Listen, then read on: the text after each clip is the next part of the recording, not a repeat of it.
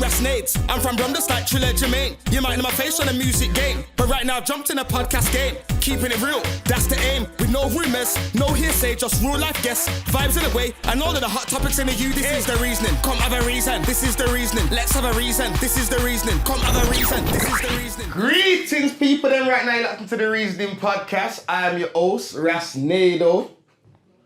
See, today we got a very special guest. I know I always say this, but today it really is. This is. You know what I'm trying to say? This is from the beginning. This is grassroots. You know what I'm trying to say? This is. You know, we've had a lot of like grime artists on there and stuff, but we can't forget the hip hop genre. You get what I'm trying to say? And this is one of the forefathers of the hip hop genre in Birmingham, not just Birmingham, the UK. Because when you check the time scale, it's the UK. You know what I'm trying to say to you? He's done bare other things as well. You know what I'm trying to say to you? He lectures, shows the youths them, travels, I'm gonna say makes beats. You get me? A lot of stuff, so we're gonna get into it, man. Today's guest is Malik MD7.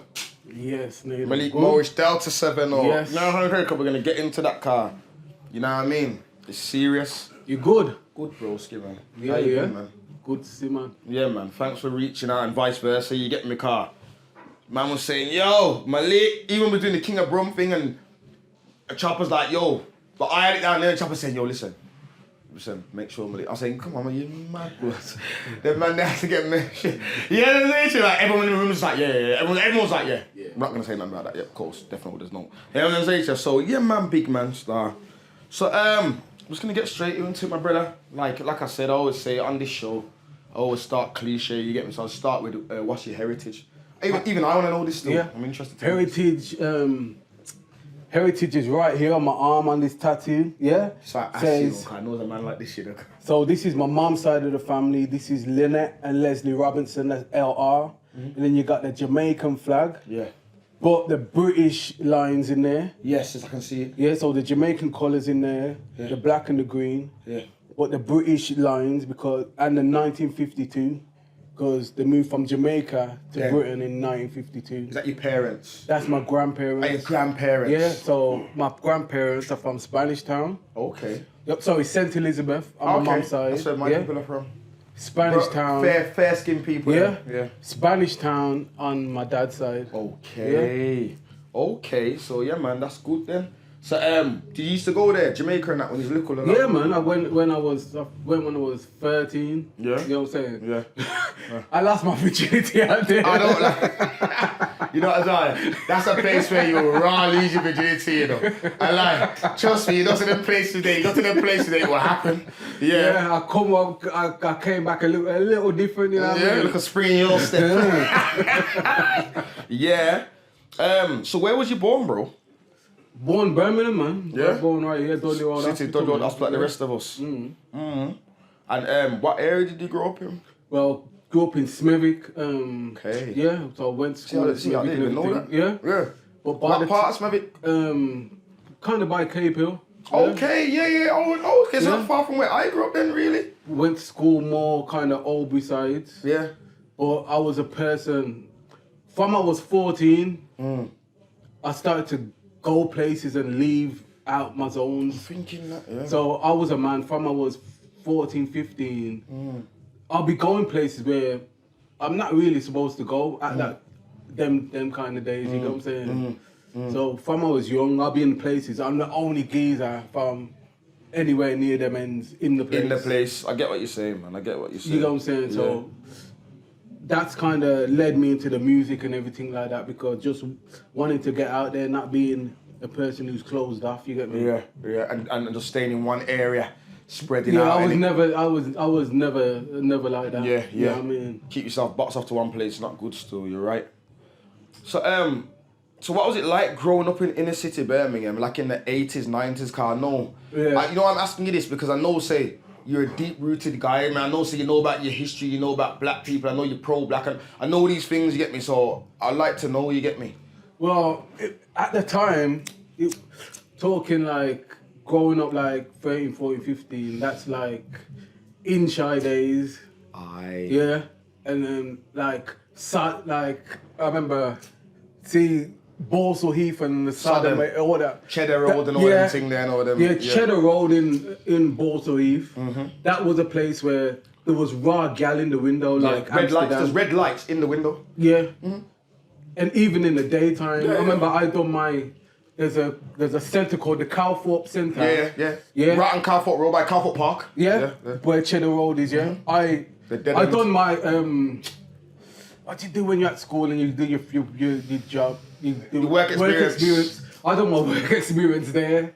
So on my way to work experience, I'm seeing prostitutes in the window first thing in the morning, and then the youths, like I seen one of the woman letting out a youth to go to the centre, you know what I'm saying, and then just jumping back in the window.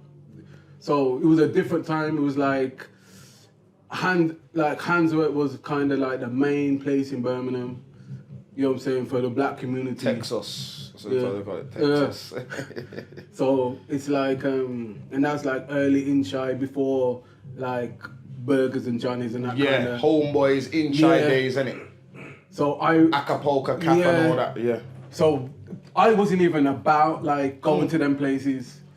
But I'm young before I even get out to them places. But you're still around though. You see, big man who got there. Yeah, I'm hearing about what's going on through older family members and you know what I'm saying? Just like me. So by the time I got to like 16, 15, leaving school, then it was the robbery era. Yes. Especially for someone of your age, that was the mad thing. The buses, the handbags, the Asian gold. I remember, man. And that's as bad as it sounds, but it was. Yeah, it for was part of my life. The cars. Man would just wake up every morning. Yeah, there was a certain man I ain't even gonna mention. Yeah, that was down with them, man. And there was a bail hostel by my mom's house. So he came to the bail hostel, and he was like in the back of Smithwick type of thing. And it was like, so I linked with him because he was the closest person, you know what I'm saying? We linked because he's seen me around before somewhere. Yeah. And it's like, oh, you live around here? I'm in that bail hostel. Yeah. So we started to link through that. And I was already trying to get in. I was already like, you know what I mean? Just, it was a wave that took over. I remember Not even saying that man was a bad man or anything. It was just a wave that took over. Even the dickheads was robbing people. Everyone, that's what I say to you. I had my mum's friend here, I'm not gonna say his name. My mum had a friend and his son, he was around in that era there and in the mid-90s, like a teenager coming up proper. And when I look back now, he was a bit of a donut. But, bro, he was on the robbery shop. Yeah. He was on them. Like, he was serious. It was normal, you wake up, you go somewhere, town, West Bromwich, Wolverhampton, whatever, and that's all you're doing from, you go and come back. Get on the bus and take from the back. Just rob everybody on the bus at the top, every single person. But that was normal at the time. Hold up the bus. See, the number 7 bus, that was notorious. I remember being young, and my mum, you did Adventure Pass. Anyone who's old enough, you know about the Adventure Pass, you get me? Back in the day. And my mum used to always say, don't go on that number 7 bus. That bus is known for getting stuck up. Like, man will stick up the whole bus. The bus is stopping and go around. Like, you don't hear about them kind of things now. Are you mad? I remember that normal back then. Yeah, it's mad still. And it was certain of them kind of certain man who set that kind of tone. Yeah. So for us, it would just seem like, you're going to be a victim or a perpetrator. So are you saying before that then, the generation before Uno, obviously they were on that, so was it more of a safer place then? Was it more unity then, I should say? Yeah, until... until that, but you still unit. It was still kind of unity if you was a certain, if you seem like a certain kind of guy, it would be like, okay, cool. It wasn't, you're from these ends. It wasn't that yet. You know what I'm saying? Don't get me wrong. It was more Handsworth and Southern wasn't friend at the time. Okay. Yes. Okay, that's interesting. At that time when I was. You know what I'm saying? Yeah. I don't know the full of that. Yeah, that was a bigger man them though, innit? Like, I know you're talking, the bigger man them. So I wasn't involved in none of that though. I'm too young. I'm just too young for that. So it was just a street robbery thing when I was a teenager. Okay. So what was your first musical influence? My first musical influence was the house I grew up in Smithwick. Yeah. My grandma's house, yeah. So my mum lived a bit in the back of Smithwick, but I grew up in a house in Cape Hill. Yeah. And basically, my granddad died in like 1986 or something like that. Yeah. And then my grandma had 10 kids. Okay. Yeah. So there was like eight or seven living at that house. Yeah. And they're in their 20s. So my grandma's older and just a chill grandma. Okay. And you got like 20 people in their 20s running the yard and teenagers. Okay. So for me as a kid growing up in that's what you're seeing. Yeah. So I remember just for content wise, like films with beer swearing in, Eddie Murphy, anything, Scarface. Soon as that was on video, I'm watching it with the whole family. So basically, you're getting a lot of freedom. When you go there, you got a lot of freedom because... Now, I grew up there. My mama had me at like 15, 14, Okay, so 15. you grew up there then. So there's a lot of freedom because you're young, but the people who are there governing you, they're young too. Yeah. You know what I'm saying? Yeah. I remember getting woken up for Mike Tyson fights at 3 o'clock in the morning. And I've still got... Sometimes I got school the next day. Yeah. You know what I'm saying? Yeah, I had an uncle, my Uncle Trevor, big up Uncle Trevor. He was like that. He lived in my nan's yard. And he was kind of that guy for me as well, my Uncle Trevor. Like, you know... Yeah, I know what you're saying. Like, that's why I know a lot of things. Like, I know about Sting. Nothing I'm gonna say, you know about Sting and Ninja, man. I know all the words. It's because that, bro, when his brethren used to come round, when the new Sting comes out and they got the video and they got their beers and I'm sneaking into the room and, yo, what's this? And you get what I'm saying? And I got to know what I go on, so I understand you still. So there's enough stuff I didn't even understand until I checked it back when I was older. But I was growing up with a lot with young people who's taking in culture into content. You know what I mean? Whatever it is to Richard Pryor to... plus my uncle was in... my uncle Roger Terrell, he used to be on radio like PCRL. Okay. PCRL. And that, come on, PCRL, man. If you don't know about PCRL back in the day, I don't know where it was. That was like the only station. Come on, man. That was like one extra. Everything in one. Remember that one, that successful. Remember the success on that bed, bro. Maria's wig. I know, yeah, all of them, brother. You know, them old school, brother. Christy Records. Yeah, all that Christy, all them kind of Summit Records and all that, and mad defo, man. So that was the world I was. Yeah. I started to open up to when I started to come out the yard. Mm-hmm. You know what I'm saying? But yeah, there was a lot I brought in. But my uncle, he was on radio, like doing music. He was a reggae artist. He was in a group called Memphis as well. Big up Mega Stress, called DJ Mega Stress. DJ, he was his uncle was in the group as well. Yeah. But yeah, so I'll wake up. I can go to school and come back, and I'm hearing either reggae music or my uncle played drums for a rock band as well. So they'll be upstairs in the attic playing drum kit, guitar, 4-track, mics. All of that is in the attic. And if there's nobody in there, I can go up there, play records on there, and I learnt to be able to like play tapes and record. You know what I mean, on the 4-track to like I could record myself as a youth, at like 13 and all that. So there was, for me, I grew up in a good cultural house because, you know what I'm saying, there was instruments in the yard. One of my uncles went into acting for a bit. You know what I'm saying, done plays at the Birmingham Rep, like black plays. So being creative was a thing where it was okay in my family.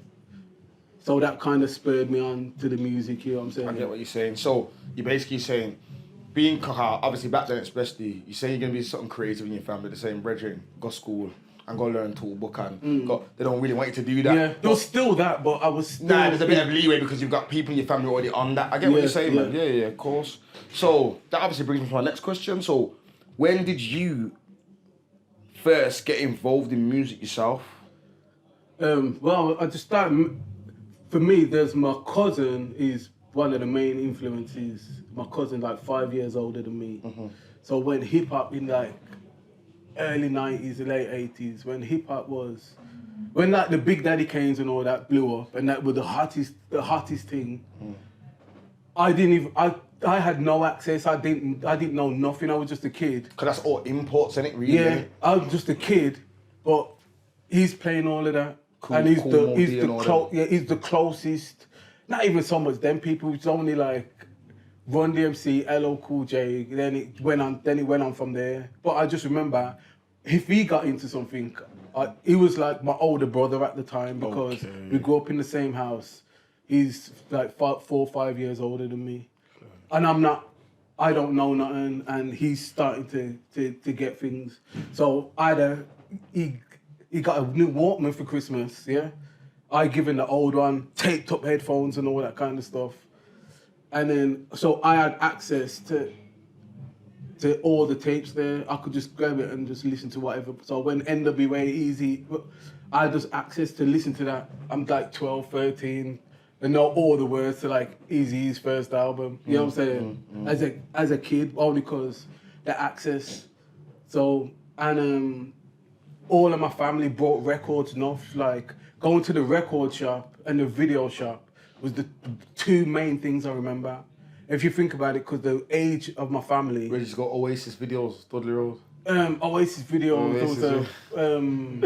Oasis videos, you know. There was a record shop we go like Summit Records and all that, but there was a record shop in Smurvik as well that we used to go. And I remember, like, I'm going there looking through records with them. I'm not buying anything. I ain't got no money, but I remember getting my first pocket money and buying a record first. That's one of the first things I bought as a kid. Okay. But them kind of things was encouraged. My pocket money would go on kung fu films, and I might buy a record apart from other stuff. Yeah. So when I got to school and the kids are talking about cartoons, and I don't know what they're talking about. Okay. I'm like, yo, my favorite program is Prisoner Cell Block H. Yeah. So big fan thing, the Australian jail thing. You know like that. What's like my mum and that. Some old school, late night, but or 2 in the morning. But yeah, trust me, I know, blood. I know about that stuff there. The content I was consuming wasn't for my age at the time. Yeah. You know what I'm saying? Sounds similar, man. So similar. Yeah, it's mad, blood. It's mad. All right then. So when did you first start rapping? I first made a tune when I was about 13 and recorded it upstairs. Like wrote something from the start to the end, 2 verses. You're lying? Yeah. So early. So no, I'm saying that because them times there, it's not like now, you know, where man is making tunes, bro. To make a hip hop tune back then as a UK youth. No, but I didn't even make the beat. All I done was there's a Bob Marley tune. No, but even that called Mr. Brown. Yeah. And it had no singing on the start. And you just looped it? Yeah, I just looped it, playing the tape, record, pause. But even that, bro, and then to spit your bars, that's mad still. But only because I grew up in that house, so there's a 4-track where I've got 4 different channels to record on. Yeah. You know what I'm saying? Yeah. So I was kind of lucky to be in that environment, you get me? Yeah. So you start rapping. So was you just solo first? Was you just messing around? Just messing around. And So how did MD7 come about? Well, I met Cypher when I was like 16. Yeah. I met Cypher. And then there was just a collective of like 15 of us. Yeah. My older cousin, female MC named Royalty. Yeah, I know. Yeah. She's cold. Can't chat to Listen, them. Can't chat to them kind of girls. You're mad. Listen, them kind of are different, bro. She was see like that like how Fiasco is or she was nuts, Bricks or any of. She was nuts. Any of those kind politically correct, yeah. But she's political with it though. Yeah, but see that them hardcore females when you're like shit. Yeah. She was probably the first of that. And her content and her flow, her delivery, like she's got it, bro. Yeah. Yo, Rurality, man, trust me. I've done a couple of talent shows with her back in the day, and that when man was doing the Messy thing, doing the talent shows, she was like, but she was already established. Like when we used to go to the talent shows, like we're waiting to go on, but when she goes on, like the crowd already know who she is, you get me? Like, and I never forget her, man. Yeah. They used to wear like the big jackets and all that, and their jeans, and you get me? Yeah. I know you're talking, man. Therefore, man. So, MD7, for those who don't know, It's Moorish Delta 7. I'm guessing the Moorish is for the Moors and it comes from the Moors, obviously the black people too. So Moorish Delta 7, yeah?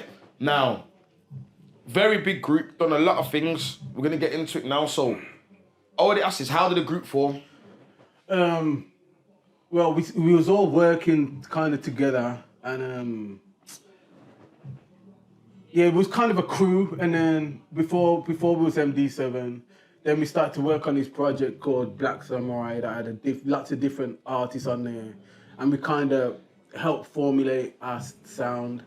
And then I think Cypher introduced me to Jawar, Black Diamonds Inc. Yes, big up, Jawar. Yeah. Mad, yeah. And he actually came up with the name. He was my barber. Yeah. At Lurlings when I was a youth.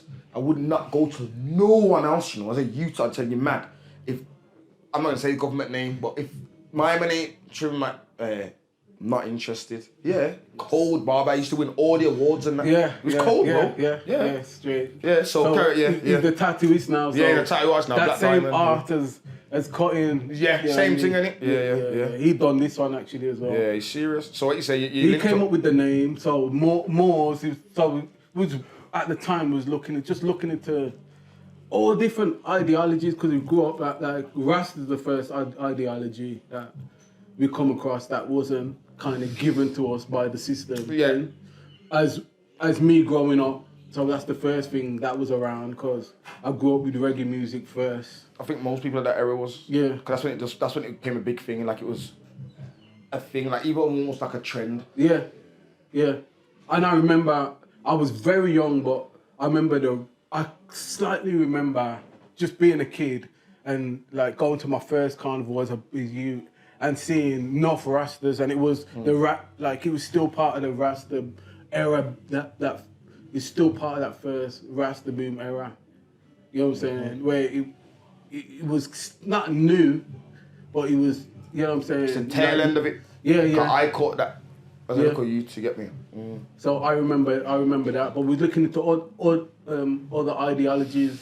I was, very inspired by Malcolm X, so Nation of Islam, Pan-Africanism, 5%, Moorish Science Temple. Yeah, because you know what? Just looking into different stuff. You guys, reminded me of a UK Wu-Tang, bro. I swear down. That's like you remind me. You wasn't like them, but I'm saying you just remind me of the same feel. Yeah. But it's that kind of thing where we're just looking for a deeper thing, because you know what I mean. Because all the man's tunes are deep. When you listen to it, you're like talking about. You're not talking all rubbish.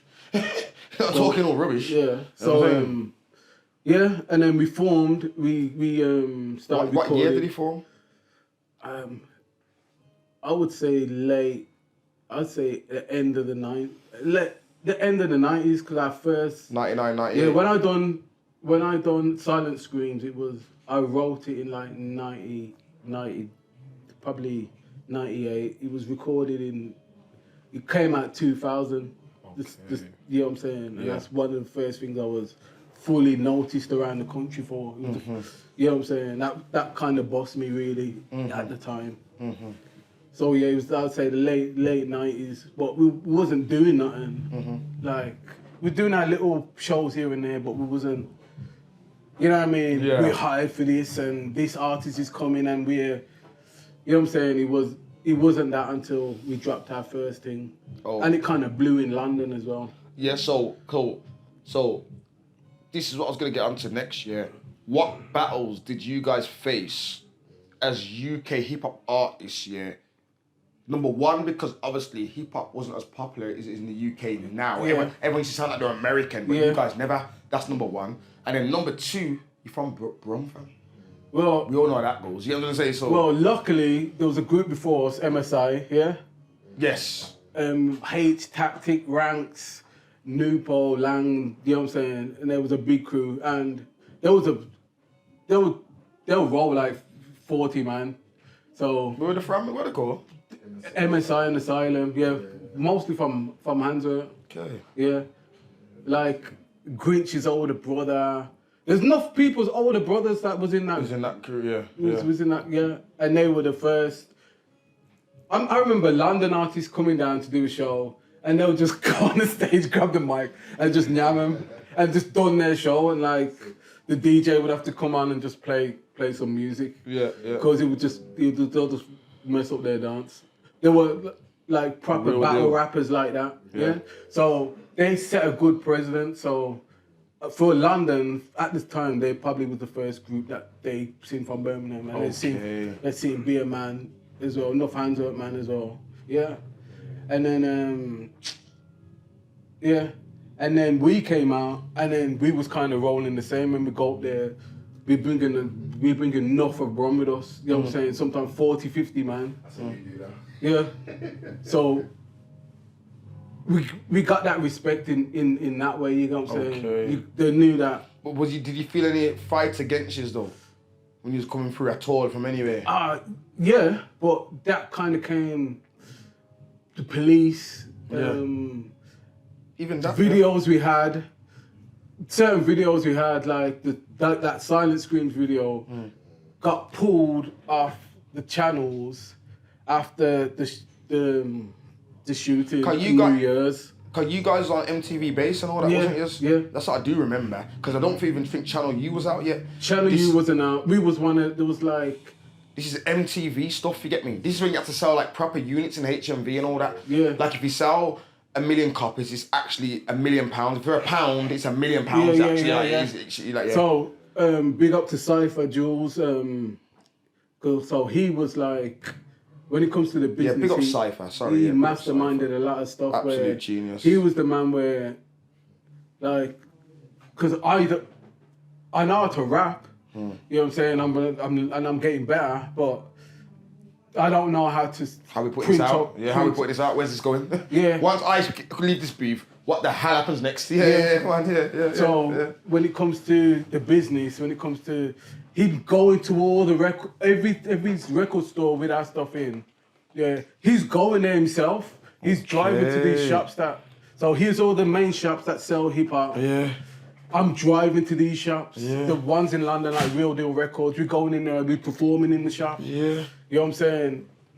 So it was a thing where you had to kind of, there was like people weren't emailing stuff over them times when we first started. You had to physically go there, innit? Yeah. Or send the thing. That's what I was a youth, so I didn't even know the mechanics behind it, but Cypher learned. Somehow it's getting done, innit? Yeah. Excuse me, somehow it's getting done in it. Obviously, Cypher's doing his thing. So especially with the business side and knowing where to put the tunes, how to, you know what I mean, making certain links. Because I wasn't. If I was the one to meet all the DJs, if me and Jay had to meet all the DJs and do all of that, we wouldn't have went down the same kind of way. It was Urban in there as well. Who was in Morris Data? Just me, Juwan, and Cypher. Okay. Urban, so I met Urban in like after Silent Scream time, before the first album come out. Okay. Because I'm actually, on our first video, Art of Survival video, I'm running out of Hudson Tower, Newtown. I'm running out by Urban, where Urban used to live up there. Okay. At the bottom, I know that video you come out Hudson Tower. Yeah. So, Urban's producing on the first, like the second song on the album, Urban produced, and other tunes. So Urban's always been. Because he was like not like you guys, not your main producer, but he was like the, Yeah. It was basically 3 producers: Baby J from Derby. Yes. Cypher and Urban Monk. Oh, so Baby J was part of that production team. Yeah. I wonder how he came about back in the day as well. You see him a lot as well. He used to be in Punch Records a lot, innit? Yeah. I don't realise that. You get me and Baby J, and so that's mad then. So Baby J produced Silent Screams. The second tune on that album, Urban produced, and he produced other tunes on the album. So it was. So they'll make the beats, but when it comes to the vision of putting together the first album, Power and the Glory, that was like me, Jay, and. Is that the first Morris Star album? Yeah, and that's when we first like. It's just the way we put a lot into the album, is the way we put that album together, you know what I mean? Yeah. Like even a lot of the artwork and artistic direction, Jay took a hold of, you know what I'm saying, as well. So even if Dwight rapping on every single tune. His input is there, especially visuals, even T-shirts that we had. He'll design. He'd done a lot of the artistry, when it comes to that. Yeah. Okay then. So I do know. Yeah. Let me wrong. You guys toured with Jay-Z, didn't you? Well, It was like an opening act also. now this was when I done a remix for Mark Ronson, an Amy Winehouse remix. Okay. With Preacher from COV, Ruckus in Derby. Ruckus, yeah. Who's originally from Birmingham. Old school. And Baby J done the remix. So from that, we was touring with Mark Ronson, Wale, you know Wale from MMG. He was on the tour. We knew him from then, and then so we toured it. We went around the country, all big stage shows, and then when Jay-Z came, when he done the Glastonbury that time, and he done Wireless as well. That's when Wireless started. So I performed at that Wireless. Okay. And we done the whole Jay-Z tour. Okay. So, but I was just coming out to do my verse on that tune. Yeah, of course. Yo, that took us. Same. Fam, Mad. Scotland, couple shows in Scotland. Like Kanye West comes on the tour. Yeah. You know what I'm saying? Like Rolex is out at the time. It's our mentally you see. Rolex is at the time. Yeah. Wiley. That was a big He song. comes on the Massive. tour. That was He comes on the massive. Yeah, that was tour a massive to song. perform the tune. So Massive song that was. you know what I'm saying? I was kind of Rolex times. yeah. Oh, okay. That's even 2009. Yeah. So he jumped on the tour on the Mark Ronson set because Mark Ronson deals with a lot of MCs and Mark Ranson's a big deal. Very big deal. So that was a mad experience because everything that was around. Yeah. Okay. So what impact would you say that Morris Delta left on the game or for the city? Well, definitely for a lot of people outside of Birmingham, it was one of the first Birmingham groups that they was into, or Birmingham artists that they was into. You know what I'm saying? Just because of timeline, you know what I'm saying?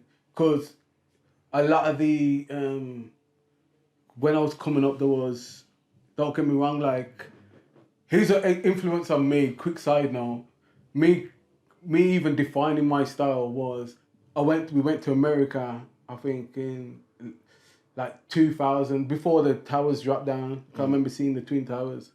Yeah. And when we come back, we was just inspired to like, we seen how hip hop was just moving. You know what I'm saying? We seen it in real time. It's a different pace over there. Yeah. Way different. So when we come back, we were just like, yo, we got to implement some of this. And then I remember Doctor was like on fire in Brom. Yeah. And I remember going, because there was no hip hop dances to go to. That's what I'm saying, yeah. I'll go to Garage dances, isn't it? I'll go garage dances. Yeah, it was garage dances and Okay, we haven't grime it. Yeah, it was garage and dancehall dances. Yeah. And I was a part of Apocalypse Sound as well. Okay. You know what I'm saying? That's another side story. Yeah. But yeah. So I remember seeing Doctor and being into like, yo, I like this, it's garage, but I like how he's spitting, I like what he's talking about. The relatability. And then I was like, all right, I'm into the Nazis and these people, but I love this, what Doctor's doing. How do I get this type of lyrical and depth, but have the relatability and the localness of a man like Doctor? And that's how my style come together. Okay. So it's slightly inspired by the garage MCing, because not so much the garage MCing in general, but because I've seen the relatability of certain man. You know what I mean? And I was like, okay, I wanna implement that in a hip hop way. So is this when you start to go solo now a bit now? Nah, that's at the start of MD7, because it was around the same time. Vader was about as well. I didn't go solo until after like the second. We got 2 albums, and then I started to do solo work. Okay then. So then now we're into like the times of Word on Road. Yeah, so I done my thing for a bit as a solo artist. Yeah. And the game kind of... Evolved. It didn't even... The game weren't too great for hip-hop at the time. I remember after doing the Mark Ronson touring and all that. Remember, this is before Tiny Temper.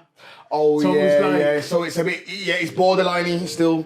I know what you mean. So it's just like, where do we go? Yeah. It didn't even fit in nowhere at the time. I remember it was either grime, or if you weren't doing the grime, you started that pop stuff, yeah, and there was nothing else, blood. I remember, blood. Yeah. So I remember. It was at a time where it was like... I remember that, you know, actually. Yeah.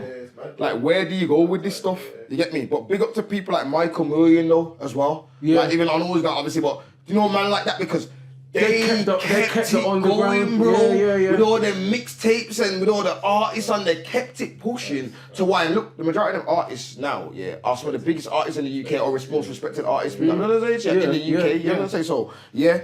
So, yeah, when it comes to the Word on Road times, that was like after one day movie come out. I remember Wiley come down. I was in the studio with him a lot. He actually gave me some inspiration still, I can't lie. He'll be phoning me stupid hours talking about music, this, that. And it kind of, I was just in the studio more. And then Margs used to come down as well, the check man. And it's like, so I was just getting back into recording more. And then the YouTube, because to me, I have to see something, I have to see the movement going on. So after gigs, gigs is like, you know, like they say ADBC for like the Bible. Yeah. Gigs is that for like hip hop. Yeah, UK hip hop, man. Yeah. You know what I'm saying? Yeah. It's just a fact. You know It is, what I'm man. saying? It is. So the game sped up, and then the YouTube channel, YouTube era came out. Straight to the consumer. Yeah, and that's when that's when I came back again. So did you have any involvement in Word on Road? No. Was you always cool like one with J Bobs and because when I look at it, you had a lot of involvement. Like, you know, there's a lot of your music that was carrying that channel, bro. Like, not to say there's loads of other things going on, but especially in the early days of it, there's a lot of like things like I'm Ready with K Coke and Margs. Yeah. Things like 30 Rounds with Gigs, G Fresh, SAS. These are early. You know what I'm saying? Look at the names I'm saying. You know what I'm saying? Yeah. And then when you go on there, you see, and like, when I look back now, when I think, because I wasn't even paying attention back then properly. You know what I'm saying? To how I'm focusing on the game now. I was watching how the Grindmans was using the channels in Brom. So that's a whole other story. Like, you got what I mean? Yeah, so I was a part of that. So for me,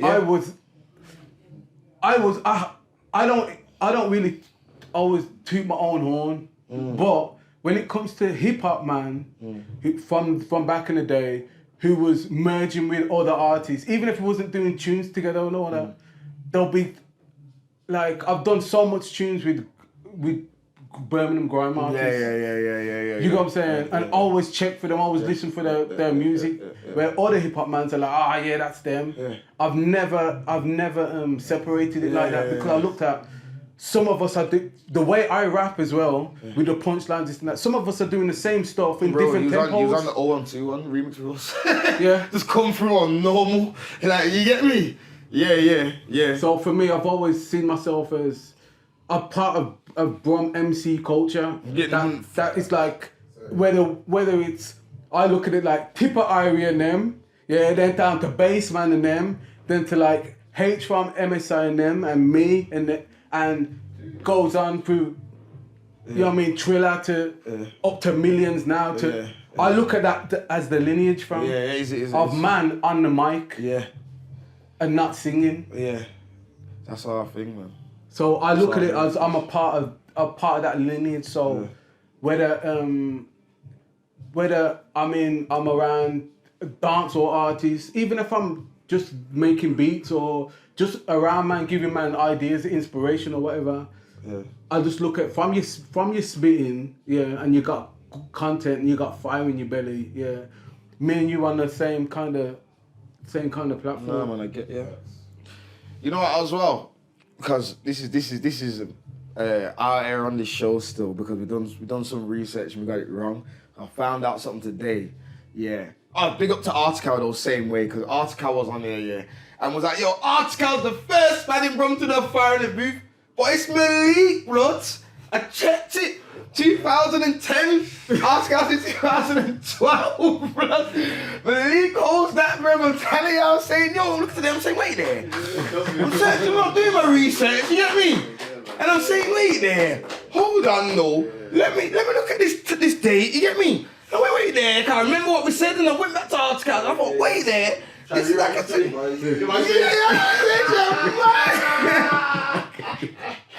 Charlie, like this, you get me?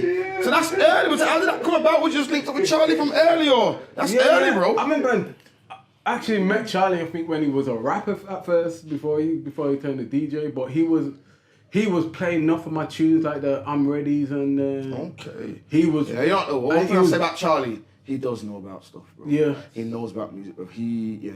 So I was, because I remember the K-pop rise and the rise of those kind of artists at the time. Yeah, I was kind of in the mix of that. You was there, bro. Yeah, so, and he was. You're all playing, up in there, bro. Yeah. If you go on YouTube now and type in your name, that's what comes. It's a bag of you and K-pop, bro. You get me? And them kind of, like, you was in there with all of them top man at the time who was doing things, whoever was the guys, you was perfectly in there with them, respectively, just there, like, normal. I've seen it, bro. Like, trust me. Yeah, that's what I'm saying, yeah? For real. It's almost like you're a big man for them too. Yeah. Because, you have to remember, they've seen Morris 37, bro. Yeah. So it was a thing where, big deal, bro. So it was a thing where I did like it as the way as like I put out a certain energy, yeah, and then that energy come back to me, where artists saying, yo, this tune here, inspired me for this and that, whatever, and yo, so the younger artists and artists that I've inspired or just in some kind of way, you kind of reached out or, or we met or something like that, and yeah, I'm just glad that kind of come back, and that was like a resurgence to my career, because really and truly it started 10 years before that. Mm-hmm. Yeah, man. That's how it goes sometimes, though. I see it happen nowadays with people. I've seen it happen. Mm-hmm. Yeah, man. So, obviously, we move off from there now. And then you get into, like, lecturing. Well, from always, I remember working at 104 when I was like 15 or 16 or What's 104 for those who don't know? 104 Heathrow Road in Handsworth. Yeah. That's like I know what it is. Yeah, so that's like for Pan-African, Pan-African basically, ideology. you could go there for help too. So like, basically, like for this, that's how I got help through them. I got kicked out of school. My mum didn't want me to go to the Key Centre what they were considering. You was probably one of the youths. And then my mum is saying, yo, take me down to Heathrow Road. Yo, do something with him, car. We don't want him going there. And then they put me through to that person. And I'd even go on like, to residential schemes and then, So it was basically a hub for, for the black community, to look after the black community. And big up Beanie, bro. I don't know. Where's that gone? Carry on, fam. Yeah. So I got involved. So from then, and just from working there for a bit, I wasn't even working there. I just there. Done something for a couple of weeks at one. At a summer, a 6 weeks holiday. But from there, people started to ask me to do things to do music sometimes. So I'll be doing music with youths, helping them rap and things like that, and just put together music and put together concepts, and then I started to do it in prisons as well, youth prisons. Okay. So there was a like your Brinsfords and stuff. No, I only done it I was in Nottingham, Okay. in a secure unit. Okay. Yeah. So my thing was, all right then. Well, I'll reason with the youth, and it took all this stuff that happened, yeah. And then I'm like, all right then, you have to boss. You're writing the tune about that. Yeah. Okay. Whatever they're doing, grime, rap, whatever they're doing, you have to write a tune about it. But for me, like, you have to add the things that we actually talked about, like the regret. So I asked you certain questions, like, so how was your mum's face when they sentenced you? And I'll ask them certain questions like that. That has to be in the verse. You're not just, you know what I mean, glamorizing the thing. You're saying the real, what you've said. You can put it in a different way or whatever, but you have to be real in this verse. I want the other side. You know what I'm saying? I want to know how you felt at the time. You know what I'm saying?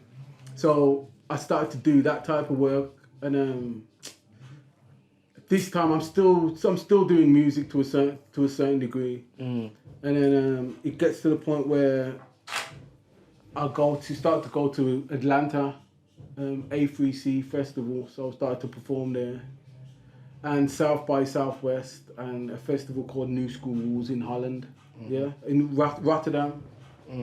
So I'm starting to move around with it, like move around a bit on a different kind of way, instead of just put my tunes out to YouTube. I'm trying to be in certain places where I can, you know what I'm saying, get inspiration, get adventure, get all of it, and perform at the same time.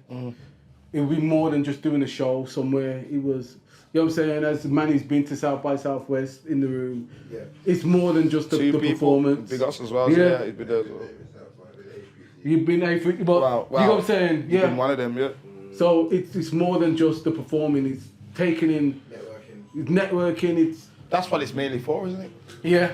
Because, Yeah. Because Safwan's been there. I know a few people, Deadly's been there. Yeah. JK been there, JK. Yeah, so a lot of those traveling, performing, it's more than just the performance. It's like the networking. It's networking. And just, you can just learn a lot through being in a totally different space, being with all different kind of artists. From the smallest to the biggest, innit? Yeah. All more around the world, in reach. Yeah. You can talk to them though now. And everybody's in people from all around the world is in the same city. A&Rs, producers, everything. Yeah, man. So it's like going to a city when there's a festival on. Even if you were just gonna go to the city to travel and not even go to the festival, it would just be sick anyway because so much people's in that city. Yeah. But I started to do that, and then it skipped into I started to speak to people, and they like the way that I kind of put together my words when it comes to speaking about the history of, like, I used to roll with a book here, Vanley Burke's book. He's got a book with just pictures of Birmingham history from Windrush to now, yeah. Got protests in there, riots in there, carnivals, you know what I'm saying, gang stuff. Like, it's all in this book. You know what I mean? Like the black community history. I used to roll with that book. And then I'll show people, this is what my dad looks like and how he used to dress. This is that era. This is the rude boy 80s, like dread era. This is, and show them. And so people could kind of understand where I was coming from differently, I get you, man. So from I was talking to people like that, it was like, yo, I want you to come back here and not even perform. I want you to talk on a panel. So I started to do that. I done that at South by Southwest. I done that at A3C, and I done that at New School Rules again. So I done it. I went there as an artist, and then after that, I went there as a brain, as somebody who's gonna, you know what I mean, who's gonna talk and that's the give evolution. narrative. That's the evolution there. That's the evolution. It's all for me. My whole life is transferable skills, fam. Yeah. I can see that, man. You know what I'm saying? So that's when I started doing that up until like lockdown, basically. And then that led into like lecturing. So I'll go to certain schools. Yeah. Like I'm only going to school for the day, but I'll have the whole year in front of me, and sometimes I've got an hour and a half, hour, and I'm talking about, like now I talk about AI, I talk about algorithms that are gonna, because that's relevant to them. yeah, Their algorithms future, it's relevant to their that's future. that's mind games, straight making you feel a certain way, playing with your emotions. People out there who are looking to groom in any type of way, sexual, drugs, you know what I'm saying, to control your mind, and just basically talking to them in a way as the same way I would write a verse, and same way I'm not going there talking like reading off nothing. I'm going there different. The art. It's still the art, bro. Yes. That's why. Yeah. So in my thing, it's like a performance. poetry. In my thing, it's a straight performance. Yeah. There's beer joking around here. When I get to a certain part, yeah, I'm making joke out of certain stuff. Yeah, I've got slides. I got certain stuff, and then there's a part where I straight get serious with people. Straight get serious with them. So what would you do if this happened to you then? Or I'll ask you certain questions I'm going on. Like, yo, I used to come around, I could be in Manchester, I could be in Liverpool, I could be in Wales, I'm all around the country, a lot in London still, but I could like, yo, I used to come around here, you got a brother, like, I don't know, 20. No, 25 he must be by now. But no, I'm the only kid, and I carry on. And I'd talk to him later and be like, yo, see why I asked you that? Because I wanted to see if you had I know you ain't got a dad who lives at home with you. I know you're the only kid just living with your mum. I've got all that information from you. Because if I was looking to groom you, you'll be the perfect target. Okay. You know what I'm saying? Showing them, yeah. So I try. Yeah, man. But I'm not even talking to the man that things happen to me. I've been stabbed a few times, you know what I'm saying? Like back in the day. But I don't really bring up beer things like that. But so I'm not I'm the ex-gang guy to go. I'm not that. I'm the man who's just reasoning with you, but I'm using my same tactics as I use as an MC in a verse, where the punchlines and the emotional line to make you feel a certain way. I'm doing the same thing to an audience. So I just look at it. I'm still performing, but I just do it in the daytime and not the evening. I still have to travel around. I still stay in hotels and shit like that. So, yeah, man, proper. All right then. So then we move on to legacy. Big up Cypher Jules and the Legacy Centre. That was the old Brom where we performed many times. We showed our first video at the Drum, and now that's owned by Cypher Jules, who's a member of MD7. Yeah, and it's called the Legacy Centre of Excellence. The biggest black-owned space in Europe, straight. Documentary. The Legacy documentary. You seen it? Yeah, you had involvement in that. Yeah. Yeah, So I was there. I was there at the premiere. I was I kind of helped just the executive produce in the way of being a brain again. You know what I'm saying? It was a decent documentary. Adding certain context to certain things. Not everything but we realised there's only so much you can do in you need parts. Have you watched that Michael Jordan documentary? And it's like about 6 different parts.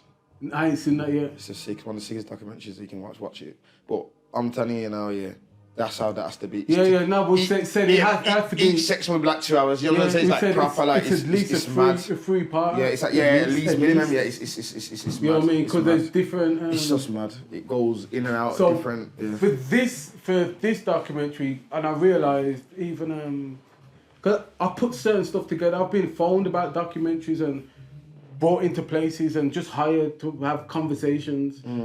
You know what I mean? Like I said, I want to be used as a brain because of all the content I've seen and witnessed since a kid, since sitting on the couch with my uncles and all that while they're watching like some mad film that I shouldn't be watching at like 7 years old. You know what I'm saying?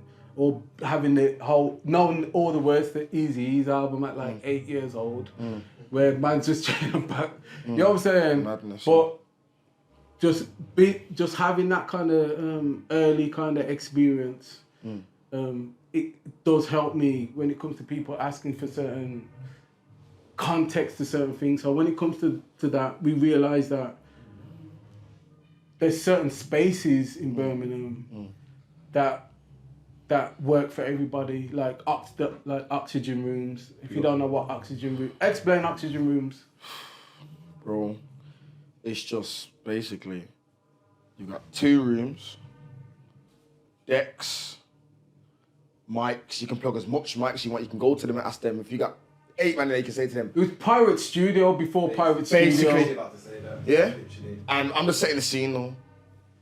Dark room with the blue luminous lights. You know, it's got that mood in there. You can smoke weed in there.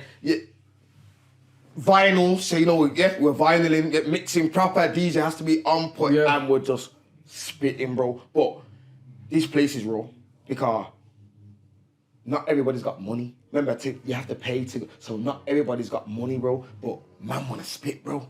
And there's man sets, and so there's a lot of intruding going on. You know what I'm saying? Man just bursting the door open and gripping the mic off, man, and you get me? I say all the time, Mayhem and Deadly and that were the notorious dons for that, bro. The only people they had respect for, I swear down, what I know, I don't know if it was the Daps and that's crew and Messi, bro. They would get me, them and another 4 man, yo, yeah, you going to anything else than that, bro, they run. So it was mad. I remember as MD7, we lived in the tower blocks and by Yellow Park. Yeah. So we were just down the road. Yeah. We're just down the road from there. So we would use that. That would be our rehearsal space. Yeah, because you could do that there as well. Yeah. And live bands would go there too, differently as well. Like next door, you hear someone raw playing a guitar and like, they had them little rooms too. Like it was sick, man. Sick pool table, get all your munchies there and so that. It was sick, man. We used to do our rehearsals like sometimes about Midlands Mafia, and we'll book the space together. Yeah. You know what I'm saying? So I remember when they first started going there. Like, as so I'm saying, I was going there before Midlands Mafia. It wasn't Midlands Mafia. They were, you get me? Yeah. And then they started doing the Too Cold for the Roads and that in there. Yeah, I remember when all that happened. I remember when all that. Yeah. Trust me. So I probably started to go around that time. Yeah. But just even passing, I remember when it first opened, and I'm seeing man going there, and I'm thinking, because I'm passing there all the time because I live around there. I've got footage of me and Triller outside there spitting freestyle like 2005. We're just outside there, just spitting, and that was recording each other and that like on some old camera, and I've got the footage in my yard now. Like, so yeah, that was around more stuff the second album time. So when we're performing and doing certain stuff, so we saw. So you see, we're coming up in the game, watching that. You see what I'm saying? We're just getting to oxygen rooms now, so we're just starting to remember. This is the era of talent shows. So remember, we would go oxygen rooms, do our sets, but then because we had a group, and Triller was smart. He was like, yo, listen, we need to make songs though as well. You see Devilman and DAZ and Vortex, them men are making songs, we need to make songs like that. And then when we made the songs now, that enabled us now to get booked for these talent shows and enter these talent shows. We would see like your ruralities and all these people and that, and you'd have them everywhere. Voice of the Youth, Newtown, and you have one in Wolverhampton. I swear, we used to go to all of them, and we used to win a lot of them as well. You get me? Yeah. It's different. I remember even Zimbo was big man. Yeah. Holt School and all that, big shows, and you'd have actual like record producing NRs, labels come down to these things, and they'll draw you to the side after and that, and you know, and speak to you, and it was mad still. It was my different time in music still. It was a very different time. So we looked at it as like, for the documentary, we looked at like Oxygen Room is like, we can talk to different artists, but just having Oxygen Rooms as we're going to talk about Oxygen Rooms for 45 minutes. That gives a lot of artists the space to speak. Yes. And to talk about their experience. Yes. The same way if I was talking about majors, we were talking about even on the same block, on the reverse side of Oxygen Rooms is where Urban had his studio. A lot of studios was in there. Yeah. My uncle had a studio in there. Yeah. That's when Black Diamond first started upstairs. Yeah. They had Wooligan Studio. Yep. Yeah. Now That's Swifter's dad. Yeah. So when we used to get dubs, I remember the little youth sitting down. That was Swifter. That's Swifter. Yeah. Swifter. So Platinum and at the same time, Big Mikey, he'll be there. Yep. So Big Mikey, if you don't know, is like He's a guest on our 2 shows ago. yeah. You'll see, you know who Big Mikey is, yeah. So remember, I lived just by Big Mikey. Yep. You know what I'm saying? I'm sure I've done a dub for him them kind of times. So it's like, when it comes to, we was all kind of just, regardless of the genre, no, we was all there was a merging. unit, bro. Because remember, Wooligan is a dancehall, is a so from the reggae era, Soundman era, yeah, you've got Big Mikey in there, me, you got MD7 in there, and you got other men of different genres, or because it's all spitting, it's all a black genre as well. No, but down there, bro, was like the music village. Yeah, yeah. 'Cause that's where I used to, that's where we made our Messy CD. That's where a lot of our first tunes was all recorded down in there, and if not there, across the road at Majors. That's where, Devilman brought me to Majors. That's who brought us to Majors. Devilman said, yo, Major, this is these, man. Look, we started recording. Trust me. Yeah. So yeah, a lot of Birmingham is not. It's about these places. Yeah, music PBs village. round the corner. It was mad, man. It was mad. Yeah, it's that part of Birmingham at that time. That was Right very down vibrant. Constitution Hill, it was proper. You'd go there and you don't know what artist you're gonna see. I know what you're saying, man. You could even see Margs in the. One time I went there and Wiley and that was in there, and Despo shooting a documentary and he's coming to, and all these Margs as well. All these man just in urban. That's when. Down That's there. when I'm Ready was recorded. You get me? Yeah, You know you what see. I'm saying? Yeah. Because it was me and Margs on there. Yeah. And then sent it to K Cole. All right then. Yeah. You know what I'm saying? So The Jacker. Enough people, man. Worldwide, that place is people around, artists from around the world have been down there, bro. yeah, and they You come check to. it. You know what I'm saying? They come to there first. First. Serious though, serious, man. That's what I'm saying, man. All I know is Wiley come down, started to record, food up the road. He could record and get tattooed in between sessions from upstairs because Black Diamonds Inc. Remember, I went there. White Des was coming out there. Wiley's talking about, yo, brother, I need 2 bottles of wine. Like,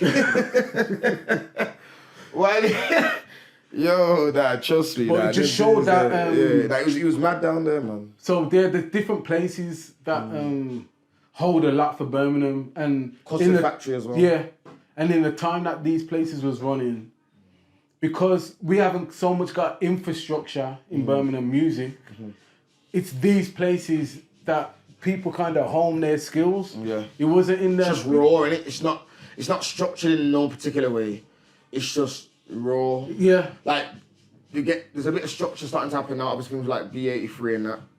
That's more of a structured thing, you get what I'm trying to say to you, where they're trying to be more structured now, and you get what I'm saying, for me, it's like one of the first, it is the first thing on that level.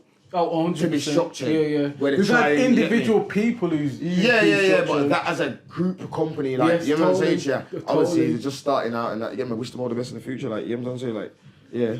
But it's that, that's the byproduct of all that work that we was doing. Like, there's people who don't rap, who thinking, yo, we need to build something for these artists to Even this. yeah. It's all part of a new infrastructure, what's being created down here, because people like you, people like me, people who have been in the game, we understand now, we've learned that, hold on, wait there. So if you was doing this and you're doing that, you know how it goes, you think, you think back, you think, oh, so if you, and it's almost like you're learning, it's like you learn after. Yeah. Yes, You learn how the game goes after, like, oh, so that's how I should have ran with it then. That's what, no one ever told me that before. Now that I've gone quiet now, everyone's telling, people all come and tell you, oh, you know what, you should have done that, you should have. And you're thinking, oh, he wasn't saying this before. When I was in full stick, he was acting all quiet. But, so people like us, like you're saying, the documentary, the podcast, the B83s, the camera, C4 doing the camera, it's all, us as the OGs, we have to step forward. I mean, yeah. we have to. And use those transferable skills that we picked up in different places. Yeah, and not just want to be a spitter and a mic man. There's other things we can do. As we still can do that, but there's other. Everyone trying to build this thing as a proper unit and have everything and have a legacy that lives on. Of media, and look how we can tell our own stories properly, comfortably with our own people. These like, trust me, bro. Yeah, it's mad. So, all right, we're gonna come to a close. What I was gonna say to you though, who do you rate in the game? Who are you rating? I like to. Who am I rating in the game? Who are you rating now? Yeah. I like, but one of my favorite MCs probably who's still doing stuff is like Avellino, to tell the truth. Yeah. I mean, it was cool. He just dropped something the other day, didn't he? Yeah. The other day. But Fredo's one of my. I would say Fredo. Okay, that's interesting. Yeah. You like Fredo, yeah? Yeah. Okay. I do like the Hades, K-Traps, Millions. I do like it all. But the content. But you get what I'm saying? Yeah. I would say you're not pushing that, bro. You're not. Yeah. The content. What you're doing. No, but still. No, but you understand. No, listen. I get it. You understand it. Yeah. But I do like big man rap. So you know what I'm saying? Like that. Like, if I ever come back, I just want to be that big man rap. Like even if it's kind of ignorant, I do like the big man rap thing. So you know what I mean? I do like, but like I said, there's certain artists are still. Yeah. I'm still into. I'm the same. Like Chip, like, but these are not relevant people who's like popping now, like a K-Trap would be. But still, my gym playlist. But you're saying about Chip though, he can come back anytime. He's relevant. He's always relevant because a K-Trap will call on a Chip for a feature. Yeah. You know what I'm saying? Like he's but I'm just saying in the way. I know what you mean. If you're another tune, everyone has their time. Nah, not even have your time. For some people, if you ain't dropped a tune in 3 months, or you got a verse pop nowadays, in 3 months, nowadays, yeah. They're looking at you that's like quiet now. Yeah, you're quiet. Nowadays. That's I mean from that nowadays kind that's of standpoint. Yeah, nowadays. So but there's when it comes to my playlist for UK, variety. It is a variety. You know what I'm saying? I do still like a lot of the when drill was coming up, like early 6-7 stuff. You know what I'm saying? Like Section Boy I was listening stuff. to some of that yesterday. I still. I don't know why. I just cons with it. Boom. You know this. So when it comes to like my gym playlist, there's still a lot of that on there. But I still like Blade Brown. Yeah, Blade Brown, bro. It's everyone them type of MCs that. Blade Brown's. I'll start it now, bro. I'll be honest. Blade Brown's my favourite rapper. You get me? Because I've got a lot of reasons, you know what I'm saying, I won't get into from my past life and that, but not just even that, just the maturity, the sophisticatedness of it. That's that, the elevation. Yeah. So I listen to the motivation. Benny the Butcher and Conway and them, man. Yeah. So I need to. So my UK artists, I still want to hear that even if it's just from a maturer angle. I know what you mean, even if it's the same, even if they're chatting about the same. It's just like when Fecky dropped the other day when it. Like when Fecky dropped the other day, came back out. I like that, because I like that big man. I like that.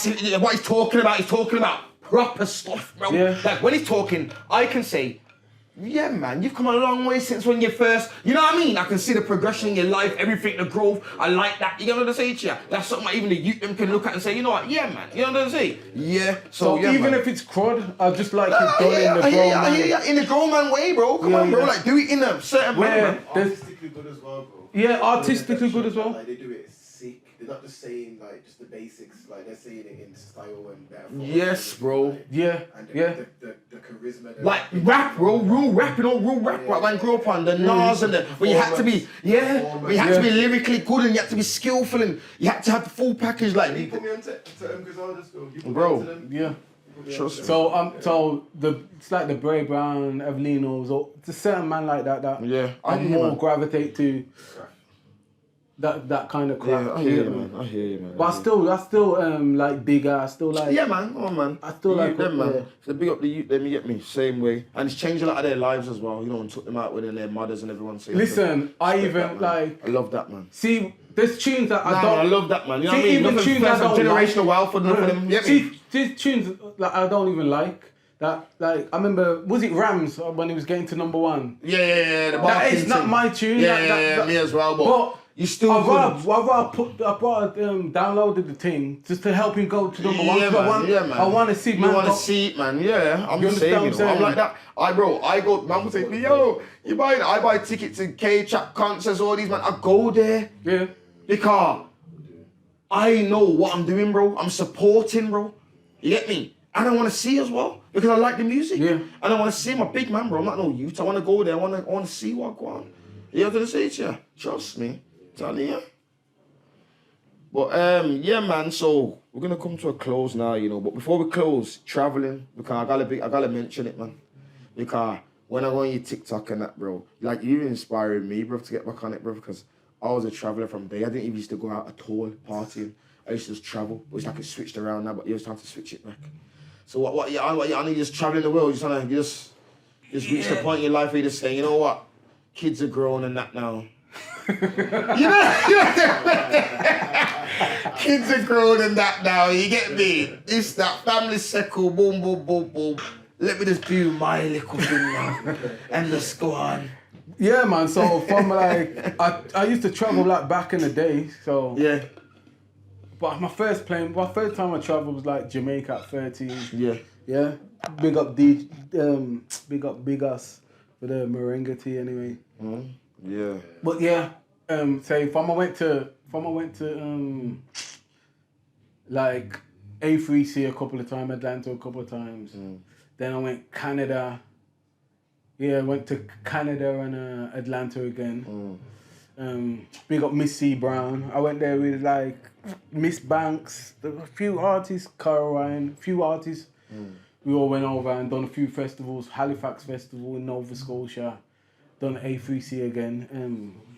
And just moving around like that, it got me the bug again. And when lockdown happened, I remember, when lockdown happened, I just started to connect with enough people that I've probably even met or people I know on the net. Even if we have a little conversation and you're in certain countries, certain times, especially to tell the truth, I was single at the time as well, so enough the time I'll be waking up 3 o'clock in the morning. I'll have my 4 hours sleep and I'm like, let me phone Australia, Canada, Atlanta, you know what I'm saying? And then it just made me open up more to the different time zones, just having people in different places, just so I can just learn certain ins and outs. So when I get there, I've got a different experience. Yeah, I get you, man. You know what I'm saying? I'm patterned differently. I get you, man.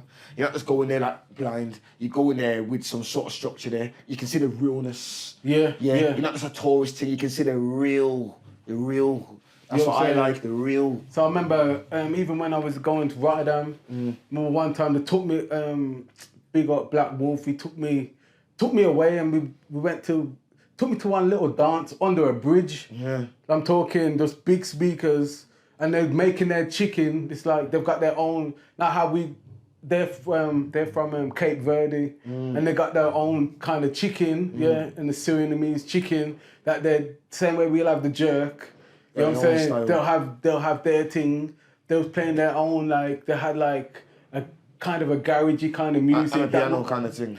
But at the time it was kind of garagey type of. Cape Verde is like South Africa, really. Yeah, like, but it wasn't even.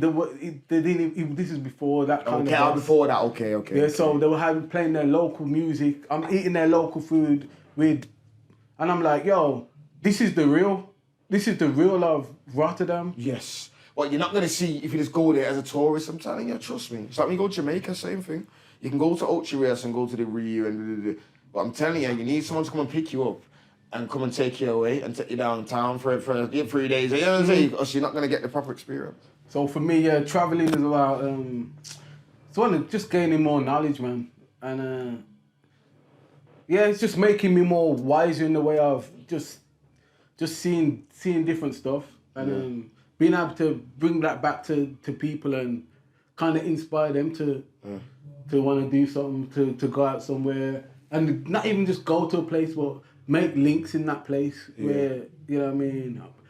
You know what I'm saying? My Spanish, I just come from Barca, my Spanish is getting better, but when I go back again, watch out, trust me, yo, even when I buy Chinese food, You try and I learned how to say what certain thing. I ain't really That's good, man, it's busted. good. I ain't busted like. Yeah.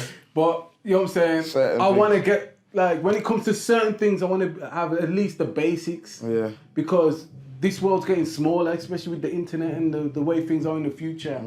So to me, I want to use them transferable skills and be everywhere, and you know what I mean. Bring that inspiration back into me and give it back out. You know what I'm saying? I got years to go. You get me? Yeah, man, proper man. So yeah, man, good interview, my brother. Very good Every time, interview, my brother. man. Very Yeah. good interview. Thanks for coming, man. You get me? You know what? This is the Reasoning Podcast. It's been Malik, MD7. See behind the camera. Big us in the building. I'm Rasnado, and we're out. Peace. This is the reasoning, come have a reason. This is the reasoning, let's have a reason. This is the reasoning, come have a reason. This is the reasoning, let's have a reason.